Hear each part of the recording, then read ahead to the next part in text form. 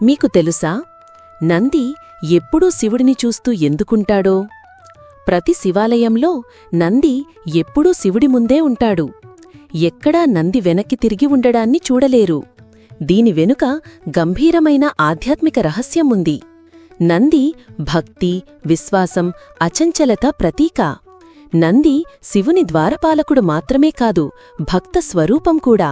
నంది ఎప్పుడూ శివుని ధ్యానంలో నిమగ్నంగా ఉంటాడు. శివుని పాదాల దగ్గరే ఉంటూ దైవధ్యానం మాత్రమే చేస్తాడు. పురాణ కథ ప్రకారం నంది శివుని ఆనందభక్తితో ధ్యానిస్తాడు. అతను శివునిపై అపారమైన ప్రేమను చూపుతాడు. శివుడు భక్తిని ఎప్పుడూ క్షమిస్తాడు, కాని ధిక్కారాన్ని కాదు. అందుకే నంది ఎప్పటికీ శివుడినే చూస్తుంటాడు. మరో విశేషం, భక్తులు నంది ద్వారా శివుని దర్శించాలి అని హిందూ సాంప్రదాయం. అది అంటే భక్తి ద్వారానే పరమాత్ముడు లభించగలడు అనే సందేశం. నంది చెవిలో మన ప్రార్థనలు చెప్పుతే అవి శివునికి చేరుతాయని నమ్మకం.